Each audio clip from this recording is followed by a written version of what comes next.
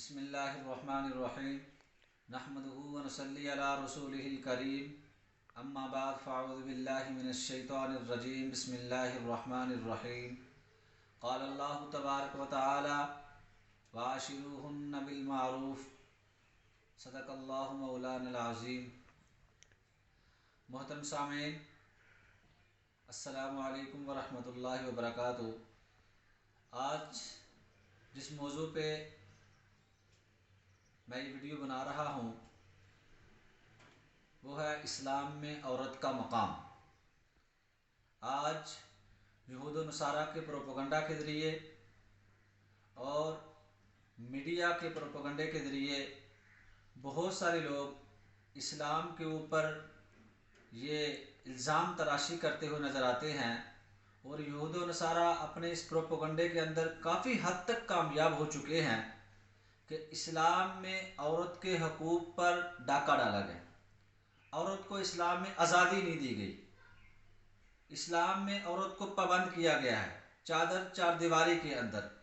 اور وہ اپنے پروپیگنڈے کے اندر اس حد تک کامیاب ہوئے کہ بڑی افسوس کے ساتھ کہ مسلمان اپنے آپ کو کہنے والی عورتیں اور مرد اور مسلمان ملک کے اندر یہ احتجاج کرتے ہوئے نظر آئے اور آزادی کے نام پر نعرے لگاتے ہوئے نظر آئے۔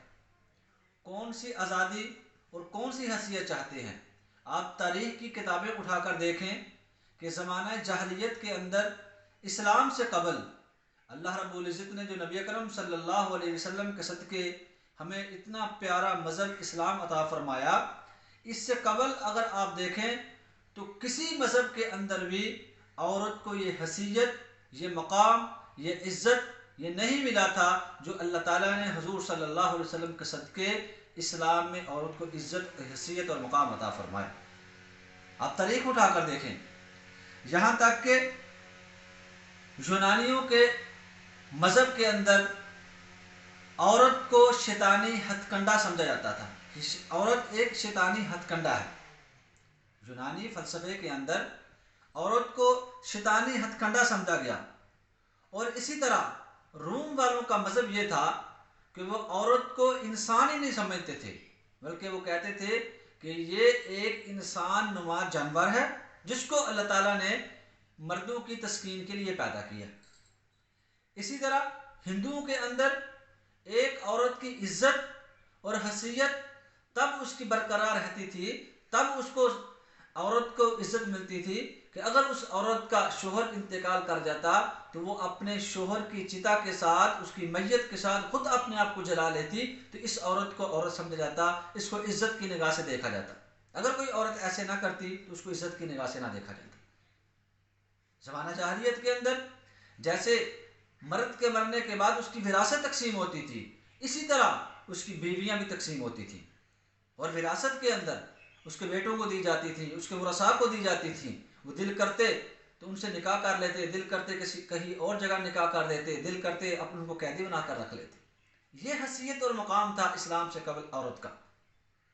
اور اس سے آگے بڑھیے، یہاں تک کہ یہودیوں کا یہ نظریہ تھا کہ عورت شیطان کا ترجمان ہے، اور نبی اکرم صلی اللہ علیہ وسلم کی آمد سے قبل عرب کے اندر بیٹی کی خوشخبری کسی کو دینا، کسی کے ہاں بیٹی کی پیدائش ہو جاتی، کسی کو یہ بتانے میں عار اور شرمندگی سمجھی جاتی تھی کہ میرے ہاں بیٹی ہوئی ہے، میں بیٹی کا باپ ہوں، میں کسی بہن کا بھائی ہوں۔ بھائی اس بات میں شرمندگی محسوس کرتے تھے کہ ہمارا بہنوئی ہوگا، والد اس بات میں عار محسوس کرتا تھا کہ میرا داماد ہوگا، اور اسی وجہ سے پھر ان کو بچپن کے اندر ہی، چھوٹی عمر کے اندر ہی عورت کو زندہ درگور کر دیا جاتا۔ لیکن نبی اکرم صلی اللہ علیہ وسلم اتنا پیارا اور سچا اور اتنا اچھا دین لے کے آئے کہ جس نے اس ایسے معاشرے کے اندر اور ایسے حالات کے اندر کہ جہاں پر عورت کی خوشخبری دینا، عورت کی خبر دینے کو عار اور شرمندگی سمجھا جاتا تھا، ایسے معاشرے اور ایسے حالات کے اندر نبی اکرم صلی اللہ علیہ وسلم نے بیٹی کو اپنے جگر کا ٹکڑا قرار دیا۔ فاطمہ رضی اللہ تعالیٰ نے کے بارے میں فرمایا کہ فاطمہ میری جگر کا ٹکڑا ہے۔ یہ عورت کو عزت مقام عطا فرمایا۔ اور اسلام میں مختصر عرض کروں، اسلام میں عورت کو مختلف قسم کے حیثیت عطا فرمائی، ماں کی حیثیت، بیوی کی حیثیت، بیٹی کی حیثیت اور اسی طرح بہن کی حیثیت۔ ماں کو دیکھا جائے کہ ماں کے لیے اسلام نے کتنے وہ مقام عطا فرمایا، کیسی اس کی حیثیت عطا فرمائی، یہاں تک کہ قرآن پاک کے اندر اللہ رب العزت نے جہاں پر اپنی عبادت کا حکم دیا اور وہیں پر کئی جگہ کے اندر اللہ تعالیٰ نے والدین کے ساتھ حسن سلوک کا حکم دیا، والدہ کے ساتھ حسن سلوک کا حکم دیا۔ ایک صحابی آتے ہیں، یا رسول اللہ صلی اللہ علیہ وسلم مجھے جہاد میں جانے کی اجازت دیجیے۔ آپ علیہ السلام نے فرمایا تیرے والدین زندہ ہیں؟ میں یا رسول اللہ صلی اللہ علیہ وسلم زندہ ہیں۔ فرمایا ففیہما جہاد، ان دونوں کی خدمت کر، ان دونوں میں تیرا جہاد ہے۔ اور ایک روایت کے اندر تو صراحتاً والدہ کے لفظ آتے ہیں کہ والدہ زندہ ہیں، یا رسول اللہ صلی اللہ علیہ وسلم زندہ ہیں، فرمایا ان کی خدمت کر، تیرا جہاد اسی میں ہے۔ ایک صحابی آئے، من احب حب الصحابتی، یا رسول اللہ صلی اللہ علیہ وسلم میں اپنے ساتھیوں میں سے سب سے زیادہ کس سے محبت کروں؟ نبی علیہ السلام نے فرمایا امو کا، اپنی والدہ سے، وہ اس بات کی زیادہ حقدار ہے تو اس سے زیادہ محبت کر۔ دوسری بار سوال کیا، سو اس کے بعد فرمایا امو کا، تیری والدہ اس بات کی حقدار۔ تیسری بار سوال کیا، پھر یہی جواب۔ چوتھی بار سوال کیا، پھر فرمایا ابو کا۔ تو یہ اسلام نے عورت کو حیثیت عطا فرمائی، مقام عطا فرمایا۔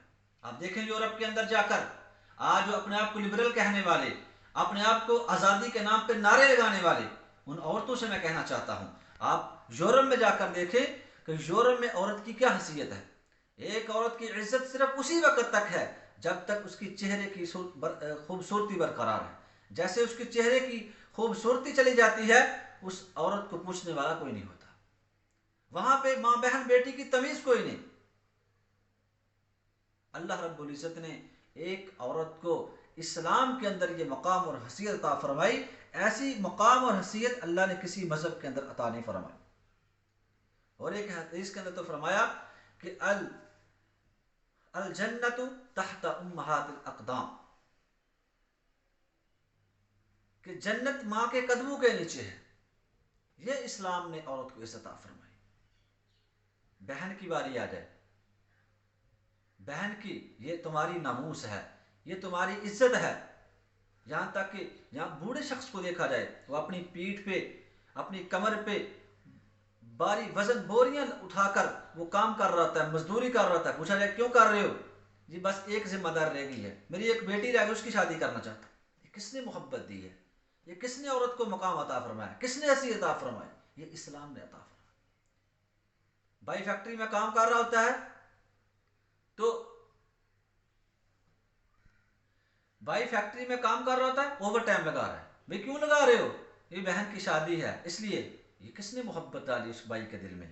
یہ کس نے اس بہن کو مقام عطا فرمایا؟ یہ اسلام نے اس بہن کو مقام عطا فرمایا۔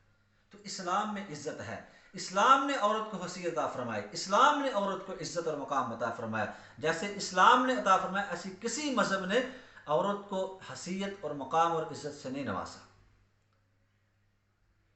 یہاں تک کہ بیٹی کا معاملہ دیکھ لیجیے، بیٹی کے لیے اللہ تعالیٰ نے کتنی خوشخبریاں عطا فرمائی۔